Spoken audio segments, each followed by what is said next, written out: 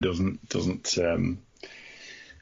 cover the fact that for me they were the most disappointing team of the weekend. And yeah, Watson's clearly got a lot to do, even though they've got, actually, when you look at their squad, they've got some really good players.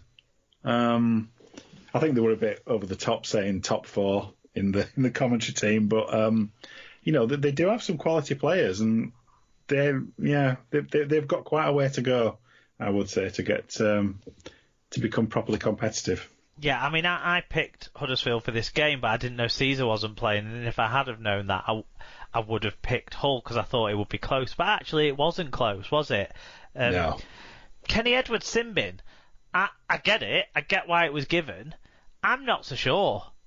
Like, yes, he did run across the path of the guy, but he has to turn.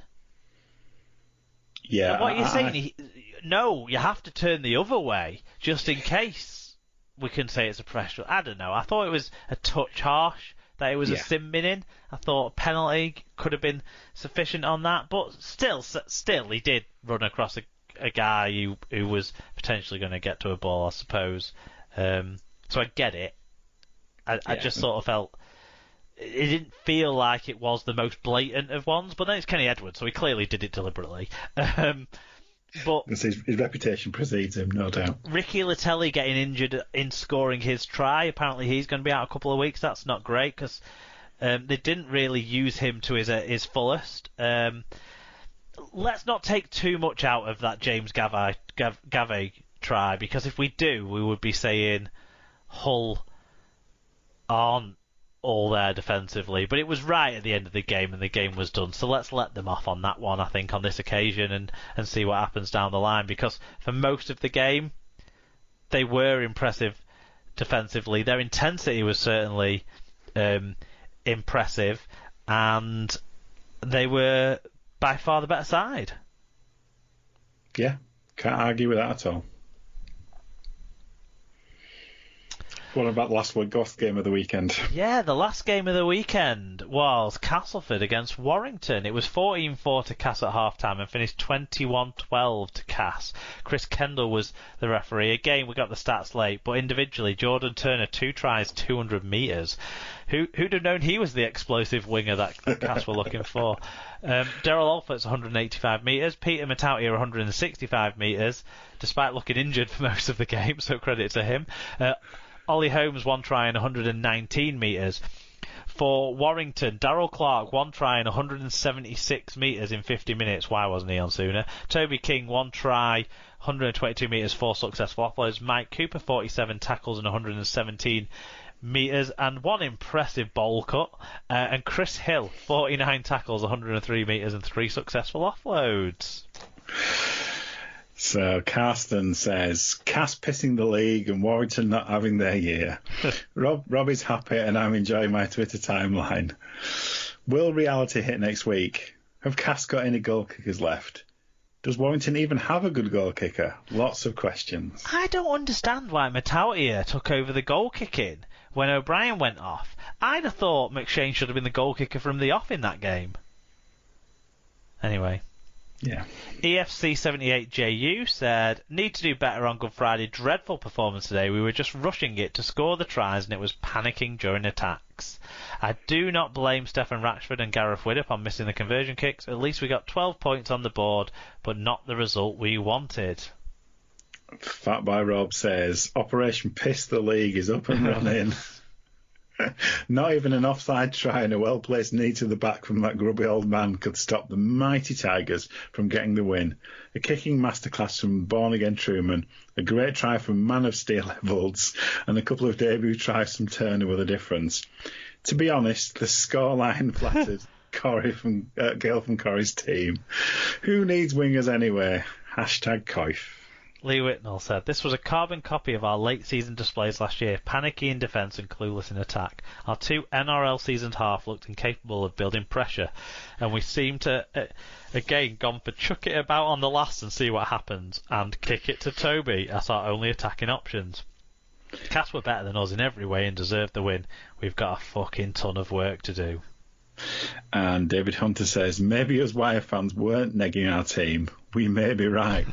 Hashtag not our year.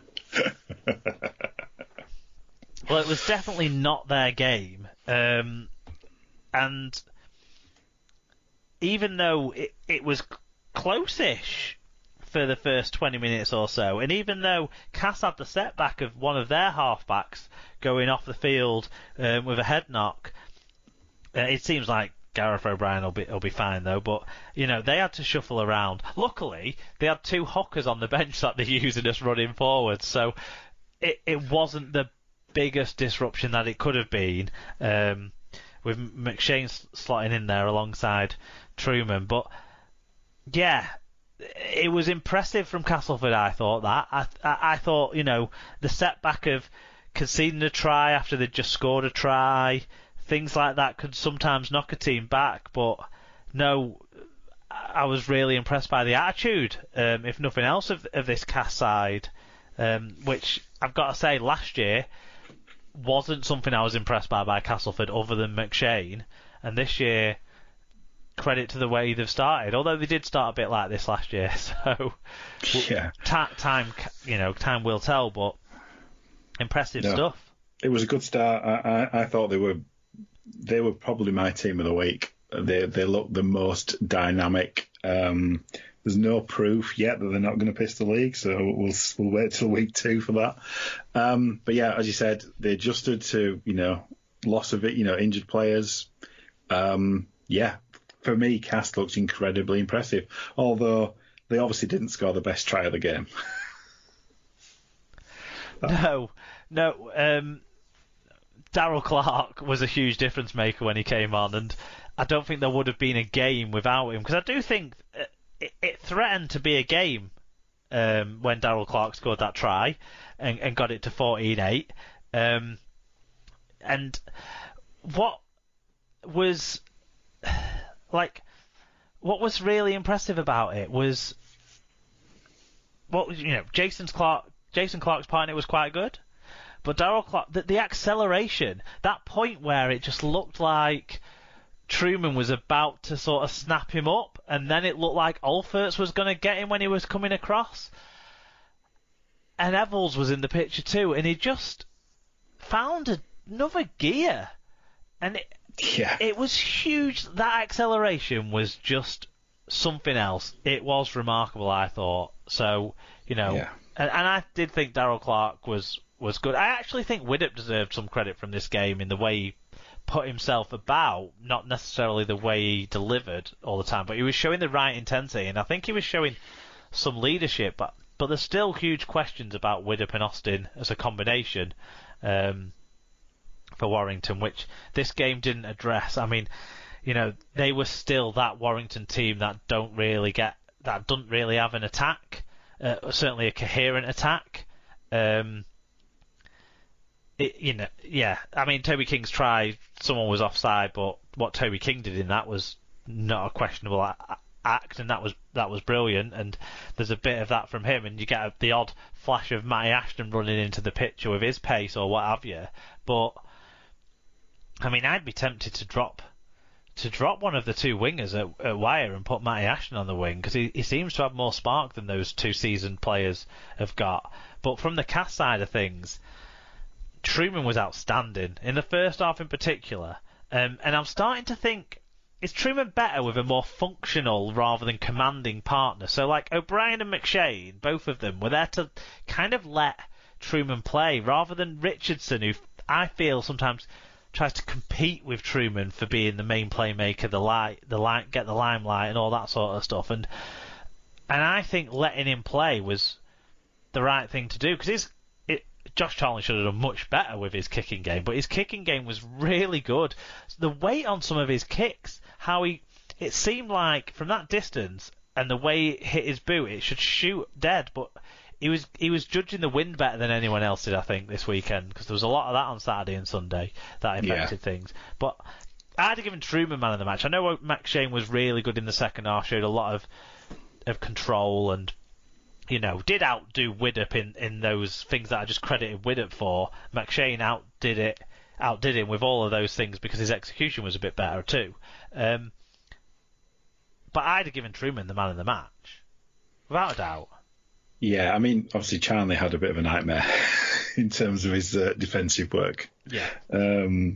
But yeah, no, Truman's kicks were dangerous, and they did play to the conditions because it was gusty and difficult playing conditions. For me, I didn't necessarily have massive expectations of Cass before this one, but yeah, they were mightily impressive. We talked about Darryl Clark's burst of acceleration being something else, but Niall Evans' footwork as well for his try. I do think young Connor Wrench was exposed a bit defensively, but this would have exposed anyone. The footwork, and then his fight to score the try too, because it still needed some finishing after that. But just watch that in slow motion, how he sets up Wrench and gets past him. And it's just remarkable. So they've got a star there, haven't they, at Cass? Yep, good, very good extension to his contract as well. Yeah, yep, sensible stuff. Standings then, obviously very early, but we're going to do it for completist purposes. The top 6 is the winning week 1 side, so it goes St Helens, Hull FC, Castleford, Leeds, Wigan and Catalans, and the bottom 6 are the losers: Hull KR, Lee, Wakefield, Warrington, Huddersfield and Salford. Stat line of the week. It's Tom Johnston's 2 tries and 256 metres for me. Yeah, it's very hard to argue against that. The 2 that stood out as like exceptional numbers was over 250 metres is exceptional and 65 tackles are exceptional. If Sam Powell had done that without missing any, he might have got it. Yeah, just for completeness, I'm going to give the Minty man himself. I'm going to give Ryan Hall my vote for 3 tries on his return. See, I've gone Ryan Hall for my player of the week for the same reason. I'm crediting him as player of the week. I think it's a remarkable turnaround from being an absolute try drought to being an absolute try machine. I think that's fair enough. I'd probably have Johnston as my player of the week. Well, there you go. Flipped it around, hasn't it? So, yeah. Tom Johnston's first try, I'd pick out as the best try of the week for me. See, I'd go for Clark, the Clark to Clark for me. Yeah, the only other thing to pull out as a highlight would have been Robert Hicks's display. I mean, immediately it made me think of Tom Hanks in Castaway, that sort of, or when Ron Burgundy loses his job and sat left at the bar. Spilling milk down himself, that sort of thing. They were the images that were conjured up. Well, if Robert Hicks comes out with a basketball rather than a rugby ball at the next match, we'll know which one he's chosen. Oh, a volleyball. Volleyball, yeah, sorry, yeah. There you go. Very good. There was another view that came in that I thought would fit up in when we're recapping the week, and that was Joshua's granddad got in touch to talk about ball steals. He said, despite getting one in our favour, I'm really not keen on the new interpretation. It seems a case of hold him up, boys, while I get my hand in there and I shout move. You all move while I rip. Advantage always with the thief. Yeah, it didn't feel like... It felt like everyone had got the memo, didn't it? I think everyone was trying it. Not everybody completely successfully, but... There was a well-harsh one on Josh Charnley in that last game when he clearly stole the ball from, I think, McShane before the tackle was complete, but the ref had missed it and had called it as a completed tackle, basically. Yeah, and there was harsh. But most of them did feel... And that was a one-on-one anyway. But most of them felt that the call was right. But is it a difficult thing for the refs to call though? And I know Ian Smith wasn't a fan of it on Twitter. It is a tricky one because I had a note about there was one Tom Johnston where he lost the ball where he was sat on the ground when the ball was taken off him. And there's an argument that he's given, he's kind of